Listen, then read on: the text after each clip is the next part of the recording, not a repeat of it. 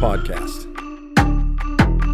Hello, Seaport, and welcome to the first episode of Port Talk being filmed in the new office. Yeah, and also not being directed by myself. I know, is that weird? It is weird. I get to say that line. You get to be in the other seat now. Well, for those of you who don't know me, my name is Allie, and I work on the marketing department here at Seaport. And today, I will be interviewing brokerman himself, Ben Bloomley. Oh, hello. So, I think today what we're going to do is, now that we're in the new office, and we have the grand opening coming up in a few weeks, we thought we would kind of talk about the Seaport story and how Seaport came to be. Well, let's do it. Yeah. So first question, well, actually, backtrack, because I don't think many people know this about you. Maybe they do, but you went to school to be in the CIA, right? Somewhat. Possibly, yeah. I guess I was supposed to go that route. So the school I went there and played football, but it was Mercyhurst University. And the degree was Intelligence Studies under a program called RIAP, Research Intelligence Analyst Program. That's a tongue twister. Yeah. Say that 5 times fast. At the time, it was the only specific program for that type to become an intelligence officer for any of the government agencies. So very streamlined. The only one in the world at the time. Run by a guy, Bob Heibel. Shout out to Mr. Heibel. Great guy. Was head of the anti-terrorist group for like 25 years of the FBI. Really, really cool. Just interesting fellow. And yeah, oddly enough, all my life, that's all I wanted to do. CIA, Secret Service, NSA, any of the government agencies. And so that was part of me why I went and chose there to play football and get this degree. So to think that I'd be sitting here getting interviewed by you, Allie, on my podcast in 2022 is pretty ironic because, I never thought that I would be in real estate because it was either going to be football, which, that didn't happen. Or work for the government. So, that's a little backstory. Well, so then why real estate?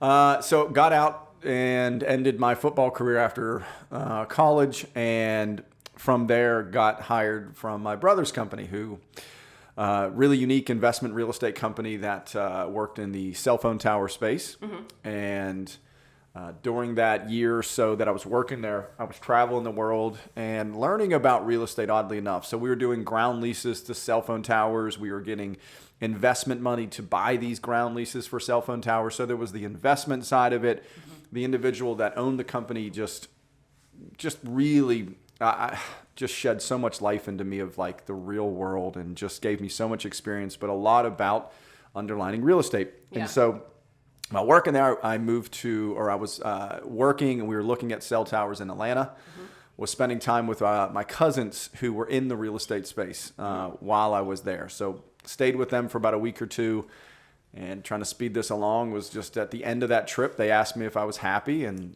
I was. Never thought I'd leave Pittsburgh. Yeah.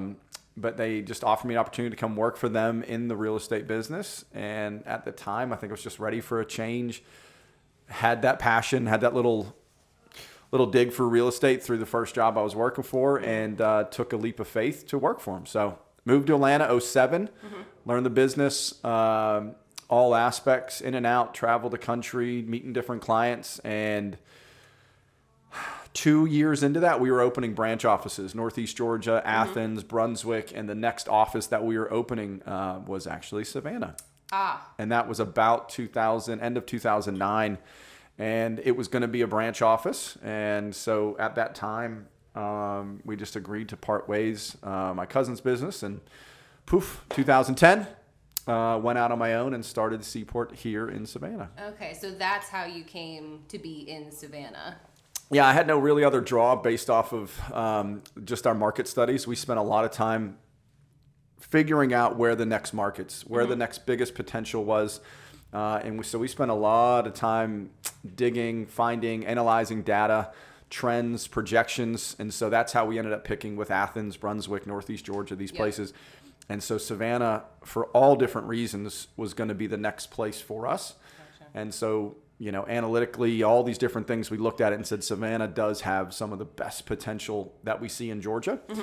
So strategically, I used my research intelligence analyst program degree from Mercyhurst University, and spent months analyzing literally that data, and made a lot of projections for myself and girlfriend at the time, now wife and mother of 3 of mine, was the one that looked at me and said, this is it. You need to go.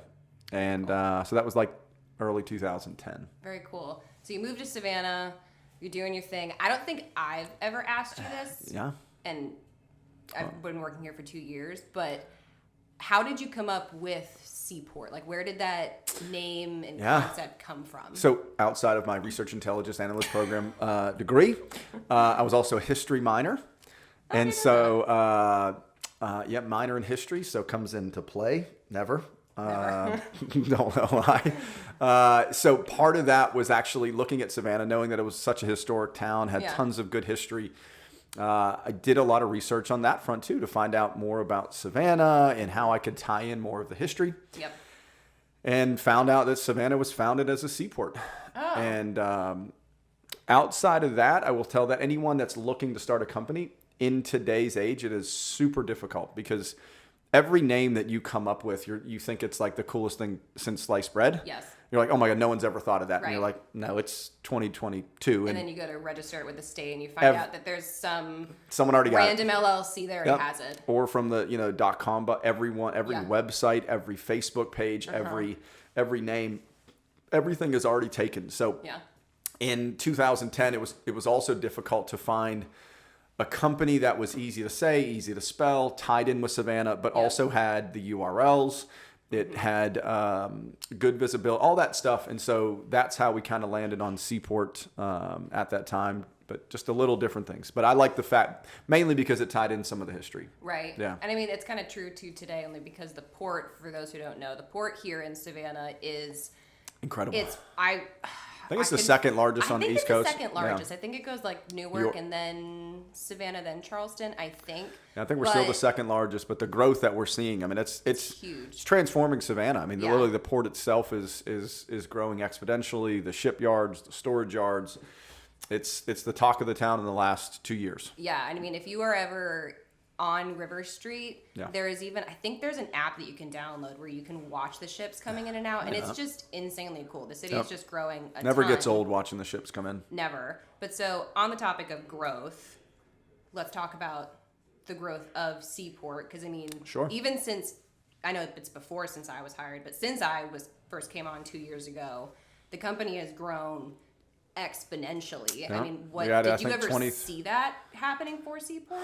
Not necessarily. I think when I moved here, it was more or less, it was a single individual operation, just myself. So we were very fortunate in 2010 and every year after that to continue to grow. And so I can't sit here and tell you that I think, in 2022, we would have 53 agents. We'd have an office here in Savannah, an office in Bluffton, Hilton Head. I think a lot of that just changes as I grow, as the company grows, as the market shifts. I would say that's one of my biggest positive sides of Seaport and the company is that we've been able to adapt through the downturn of starting in 10, which really was our market crashed in 08. 2010 was really our down mark in Savannah. Mm-hmm.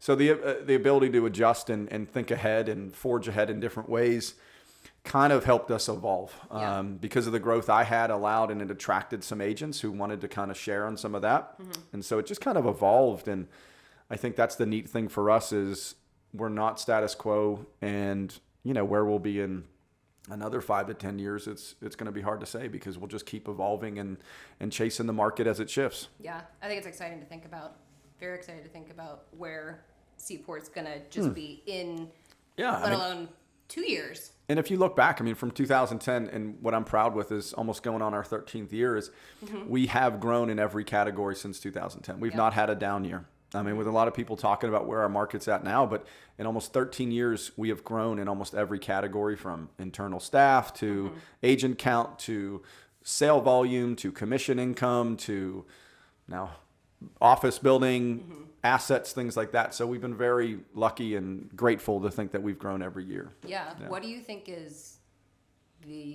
not the secret to that growth, but what would you attribute that growth to? Oh God, our agents and our staff inside. It's just the passion that we all have for the one Seaport family is pretty cool. I think we all just gel so well together, and that's why we're very particular and specific of who we bring on, because we've got a culture, we've got a company that we all have to protect, and if we do the right things, it will continue to flourish. So I think that's something that not many companies talk about is we know what it's like working inside the company. Sure. I mean, we're all very tight. I mean, heck, we were even in Sky Mills, got married last year, and we were all literally in her wedding. In the wedding. Yep. That's how cool. close we are, but Yep. it makes for a very fun work atmosphere. And Absolutely.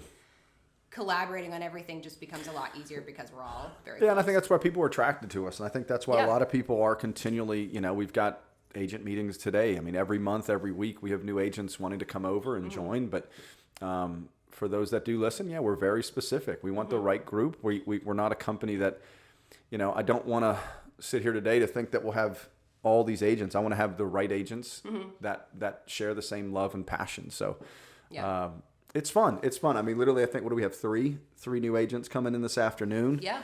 One more, I think, on Thursday. Another one coming in for an interview next Tuesday. So almost every week right now, we have agents coming in that want to be a part of it. So it's fun. It's exciting. Yeah, I think it's important to point out, too, that we like to be, at least from the internal staff, from my perspective, like, we like to be friends with our agents. I mean, there have been Golf events that agents host, kids' birthday parties, that it's It's a fun family. to be friends with the people you work with, and Yep. it makes it so much more enjoyable. Sure. But I mean, on that, like, talk about what it takes from your perspective to hire a staff, coming from somebody who you start a small business and then you grow it into 53 people. What does it take? It takes a really strong understanding of what the agents need in the current markets, right? So one of the things that I think that I learned in all my years is that agents need support. Agents need marketing. Agents need certain things. And I think that was the key about hiring the right staff, is to say, okay, take time, talk to the agents, understand where they're at, understand where they want to go next year, in the next 5 years, and hiring the staff accordingly to really their needs. And if you look at a lot of their sale volume, we got a guy that I can hear in the other room outside of our podcast room right here. He's yelling, talking to a client. I can talk about him now because I can hear him. It's John Carr, but came from another firm that, was at $3 million. I think the first year he came, he tripled it, went to $9 million, and this year he'll projectively do $20 million, a little over north of 20. So in a very short period, but it's guys like that, and that's not the only one. There's other agents that I will, I don't want to leave anyone out, but a lot of them that have come over, and it's just understanding what they need. Yeah, I think that's a very good point. Yeah. And understanding that it changes too, right? Yeah. So John, and just because we're talking to him, in 2 years he's going to need something else, because the Right. market's going to be different. So that's the key about having that tight knit family. Right. So where do you see, I know we kind of touched on it a little bit, but like growth of Seaport, where do you see it going in the future? That's a tough one. It is a tough one. Continue on the agent side to grow with the right people, not grow in volume, but grow with the quality of people that, that share the same vision, passion for the company. Yeah. The Savannah office, we're sitting in the new Seaport house now. So I think there's just a lot of fun and excitement. I think the evolution of Seaport's really cool, just like this. I mean, a lot of people not doing podcasting, the video production. I see a crazy amount of marketing from you and the rest of the staff here at Seaport that We try. they try very well. And then also, we do have another office in the Bluffton Hilton Head market. So I think we'll see some really good growth over there as well in the next 3 to 5 years. Excuse me. And so, yeah, I think it's just a sustainable growth that we've managed to have, and not go overboard, not just continue to find the right people for us. Yeah. Yep. Okay, so I think my last question, and this will touch more on what life is like internally at Seaport. Yeah. What is the funniest moment that you can remember at Seaport? Ooh, funniest. Funniest. Okay, there's probably a few. One, actually, because we have Sky and Allie do a lot of the film production, and so Allie, who's doing the interview right now, Hello. was filming one of our, as Nikki Parks does a Talk About It Tuesday, and I think she was actually interviewing me just like this.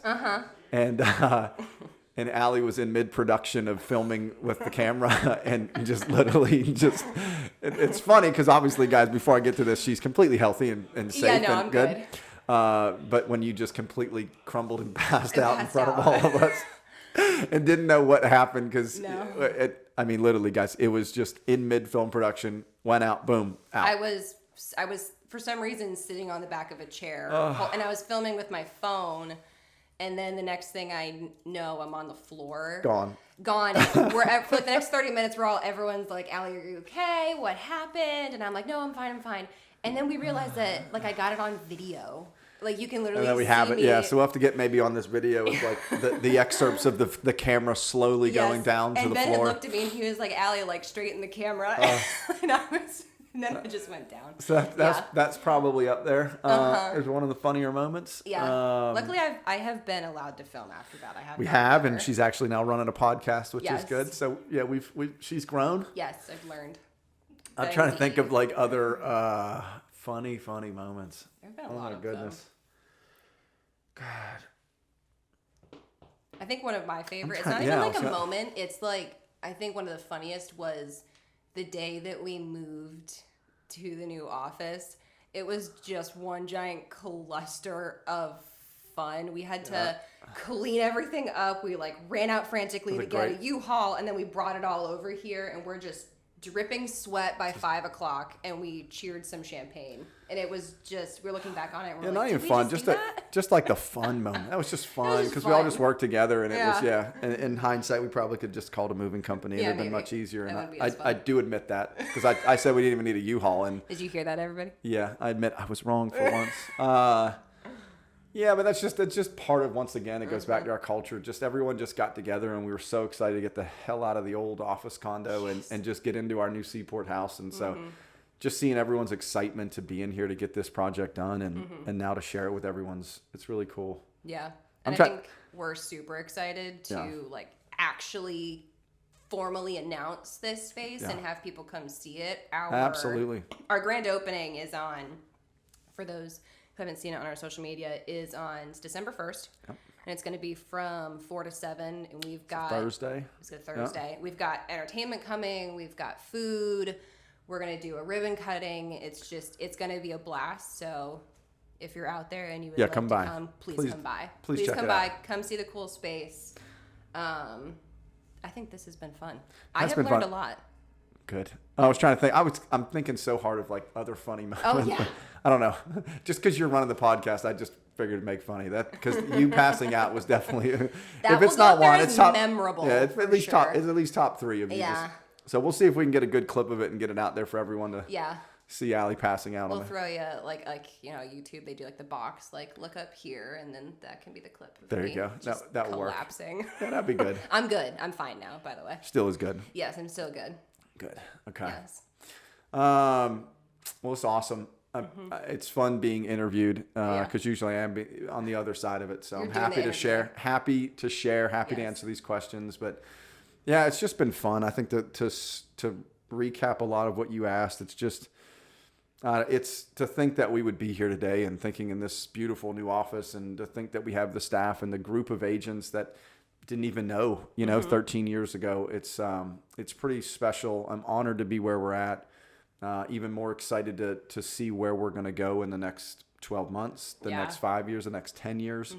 I think we all have a specific vision of what we want, but it's not a numbers thing. Like I said, it's the quality of individuals. And for me, it's bringing the right people in that see the value that we all give those agents, that take in the Seaport way, that really commit to the way that we do things, and to watch their business, most of them not double, but triple, and it's neat because I told people the one time, I think years ago when we were just growing, I used to be like, we just do this, and this. And, the agents will have this success, but now it's like the numbers don't lie. Like we can actually just show it. And it's like, there's no real sales pitch. Like we have a proven method. Just like here, this is it. Yeah. If you commit to our way, and it's different. It's definitely different than a lot of other brokerages out there. And that's what we love about it. And we'll continue to be that way. Yeah. Love that. Yeah. Well, thank you for letting me interview you. You're welcome, Allie. Thank you for being on Port Talk, your podcast. Yeah, thank you. And thank you for not and staying awake and not passing out at any point. That was my goal. I think I achieved it. If you passed out, I would have continued on, guys, by the way. Right. We would have got her a sip of water. I would have answered my own questions. Yeah. Yes.